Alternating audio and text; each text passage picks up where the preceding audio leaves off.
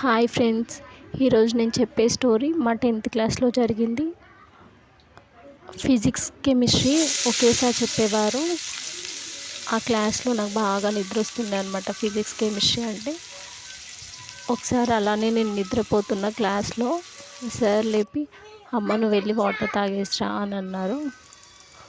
Okay, నేను వెళ్ళి water తాగేసి రిటర్న్ వచ్చి కూర్చున్నాను.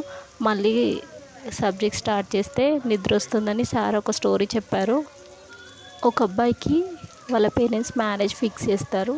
ఆ అబ్బాయి టైలరింగ్ చేస్తాడనమాట. ఆ అమ్మాయి వాళ్ళ అన్నయ్య వచ్చి ఆ అబ్బాయి ఎలా ఉన్నాడో ఏంటో అని చూద్దామని ఆ టైలరింగ్ షాప్ దగ్గర దూరం నుండి చూస్తుంటాడు. అప్పుడు ఆ అబ్బాయి ఒక క్లాత్ కింద పరిచి కట్ చేద్దామని చూస్తుంటాడు. అయితే సిజర్ దొరకదనమాట. దొరకకపోతే ఆ క్లాత్ కింద ఉందేమో అనేసి క్లాత్ పైన ఇలా తడిమి తడిమి చూస్తుంటాడు. ఆ పెళ్ళి కూతురు వాళ్ళ అన్నయ్య దూరం నుండి చూస్తాడు కదా, ఆ అబ్బాయి బ్లైండ్ ఏమో అలా వెతుక్కుంటున్నాడేమో అనుకుంటాడనమాట. అలా ఆ పెళ్ళి క్యాన్సిల్ అవుతుంది. అంటే మనం చూసే ప్రతిదీ కరెక్ట్ కాదు, విన్నది ప్రతిదీ కరెక్ట్ కాదు. చూసింది విన్నది రెండు కరెక్టా రాంగా అని ఒకసారి తెలుసుకున్న తర్వాత డెసిషన్ తీసుకోవాలి.